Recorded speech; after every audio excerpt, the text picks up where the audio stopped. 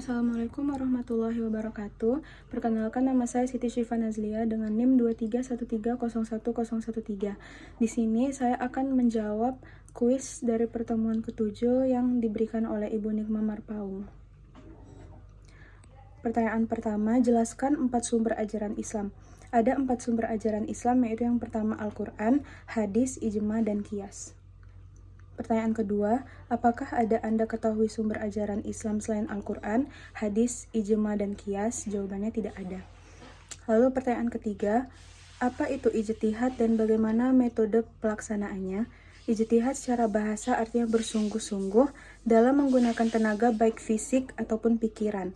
Biasa dipakai pada perkara yang mengandung kesulitan. Metode ijtihad yaitu ijma, qiyas, istidlal, al-masalih al-mursalah, istisan, istisab, dan adat istiadat atau urf. Lalu pertanyaan keempat, jelaskan minimal 3 pentingnya mengetahui sejarah sumber ajaran Islam. Yang pertama, pentingnya kita mengetahui sumber ajaran Islam yaitu agar kita tahu keaslian dan kebenarannya.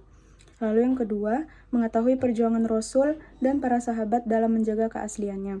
Lalu yang ketiga, untuk mengetahui berbagai masalah kehidupan umat manusia yang berkaitan dengan hukum Islam.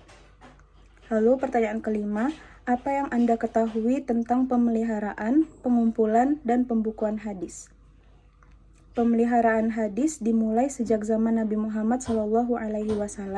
Selain penulisan dan penghafalan, usaha pemeliharaan tersebut juga terjadi di kala Nabi Muhammad SAW mengutus para sahabat ke berbagai daerah baik untuk berdakwah ataupun memangku jabatan.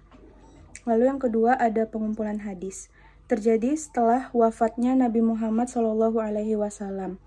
Para sahabat mulai mengumpulkan hadis-hadis yang diingat, lalu mereka memastikan mengenai keabsahan hadis tersebut dan kemudian diterbitkan dalam kitab hadis. Lalu pada pembukuan hadis, setelah pengumpulan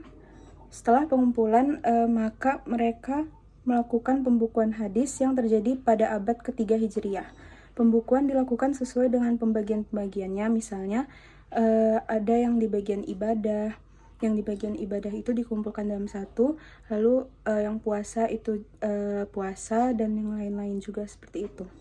Sekian yang dapat saya sampaikan. Wassalamualaikum warahmatullahi wabarakatuh.